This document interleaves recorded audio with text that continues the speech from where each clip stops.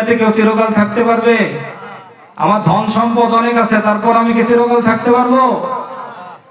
আমার অনেক ক্ষমতা আছে, তারপরও কি আমি দুনিয়াতে টিকে থাকতে পারবো? আল্লাহ তাআলা বলেন, কুল্লু নাফসিন যায়িকাতুল মাউত ওয়া ইন্নামা তুওয়াফাউনা উজুরাকুম ইয়াওমাল কিয়ামাহ ফামান যুহজিহা আনিন নারি ওয়া উদখিলাল জান্নাতা ফাকাদ ফাজ। আল্লাহু আকবার। আল্লাহ তাআলা বলেন, যে প্রাণীর যার কি শ্বাস আছে তারই কি মৃত্যু গ্রহণ করতেই হবে?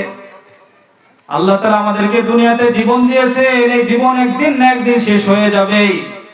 এই জীবন আমরা কোনোদিন ধরে রাখতে পারবো না, কিন্তু আল্লাহ তাআলা জান্নাতের ভিতর আমাদেরকে এমন নিয়ামত দান করবে, সে জীবন শুরু আছে, সে জীবনের আর কোনোদিন শেষ নাই।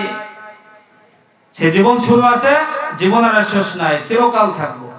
দুনিয়াতে আমরা যতই কষ্ট করি, যতই মুজাহাদা করি, যতই কিছু করি না কেন, দুনিয়াতে কোনোদিনও কি আমরা চিরকাল থাকতে পারবো না। আল্লাহ তাআলা বলেন, আইনামা তাকুনু ইউদরিকুমুল মাউতু ওয়ালাউ কুনতুম ফি বুরুজিম মুশাইয়াদা। তুমি যেখানেই থাকো না কেন, যদি এমন অট্টালিকার ভিতর থাকো যেখানে কোনো মানুষের প্রবেশ করাও সম্ভব নয়, কোনো পিঁপড়া, কোনো মাছি, এগুলো সেখানে প্রবেশ করা সম্ভব নয়, ওইখানেও যদি তুমি থাকো, তারপরও তোমাকে মৃত্যুর স্বাদ গ্রহণ করতেই হবে। এর জন্য আল্লাহ তাআলা দুনিয়াতে আমাদেরকে সময় দিয়েছেন, এটা আখিরাতকে বানানোর জন্য আল্লাহ তাআলা সময় দিয়েছেন। এই দুনিয়াগুলো আমরা অযথা হেলায় ফেলায় নষ্ট করার জন্য আল্লাহ তাআলা আমাদেরকে দেন নাই। এই দুনিয়া থেকে একদিন না একদিন আমাদেরকে বিদায় নিতে হবে। এর জন্য আমার ক্ষমতা আছে বলে, আমার টাকা পয়সা আছে বলে কোনো বাহাদুরি এই দুনিয়াতে যদি আমরা করি, আখিরাতের বাহাদুরি আমাদের কোনো চলবে না, ঠিক কিনা? ফেরাউনের ক্ষমতা ছিল না নাই? ফেরাউনের ক্ষমতা ছিল না নাই? দুনিয়াতে থাকতে পেরেছে? থাকতে পারে নাই। যতই আমার ক্ষমতা থাকুক না কেন, এই দুনিয়া থেকে আমাকে একদিন বিদায় নিতেই হবে। এর জন্য ক্ষমতা আছে বলে কি ক্ষমতার বাহাদুরি করা চলবে না। যদি বাহাদুরি করেন, আল্লাহ তাআলা দুনিয়াতেই কি এর জবাব দিয়ে দিবেন। আল্লাহ তাআলা দেখাই দিবেন না? আল্লাহ তাআলা যুগে যুগে যারা ক্ষমতা নিয়ে যদি ক্ষমতার অপব্যবহার করেছে, আল্লাহ তাআলা দুনিয়াতেই তাদেরকে ক্ষমতারকে অপসারণ করিয়ে দিয়েছেন। আল্লাহ তাআলা দুনিয়াতে আমাদেরকে যত ধন সম্পদ সবকিছু দিয়েছেন, এগুলো দুনিয়াতেই কাজে লাগানো। দুনিয়া থেকে আমাদেরকে বিদায় নিতে হবেই। দুনিয়াতে আমাদের ঘর বাড়ি টাকা পয়সা কোনো কিছু আমরা এই দুনিয়া থেকে নিয়ে যেতে পারবো না। বাদশা সেকেন্দার রহমাতুল্লাহি আলাইহির ঘটনা আপনারা সবাই জানেন না?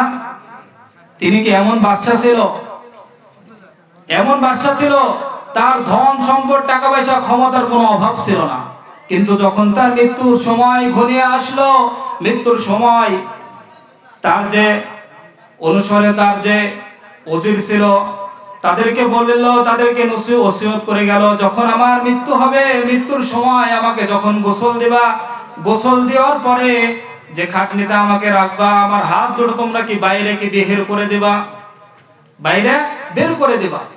সবাই বলল, যখন মানুষকে দাফন করা হয়, গোসল করানো হয়, গোসল করার পর তো তার হাতগুলোকে কাফনের ভিতরকে জড়িয়ে দেওয়া হয়। তখন তিনি বলল, আমার হাতগুলো বাইরের জন্য বের করিয়ে রাখবা, যেন মানুষ আমার থেকে শিক্ষা গ্রহণ করতে পারে। যে বাদশা সেকেন্দার রহমাতুল্লাহি আলাইহির ধন সম্পদ ছিল, টাকা পয়সা ছিল, সব কিছু ছিল, কিন্তু দুনিয়া থেকে এমন ভাবে বিদায় নিয়ে দুনিয়া থেকে এমন ভাবে চলে গিয়েছে, তার দু হাত কি খালি ছিল। তা আমাদের যতই টাকা পয়সা, যতই ধন সম্পদ, যতই কিছু থাকুক না কেন, এই দুনিয়া থেকে আমাদেরকে একদিন না একদিন বিদায় নিতে হবে। এই দুনিয়াতে কোনোদিন আমরা চিরকাল থাকতে পারবো না। চিরকাল থাকবো কোথায়? জান্নাতে। চিরকাল থাকতে হলে কোথায় যেতে হবে? জান্নাতের ভিতর যেতে হবে। চিরকাল থাকতে হলো, তা আমরা সবাই চিরকাল থাকতে চাই কি চাই না? এর জন্য আমাদের কোথায় যেতে হবে? জান্নাতের ভিতর যেতে হবে।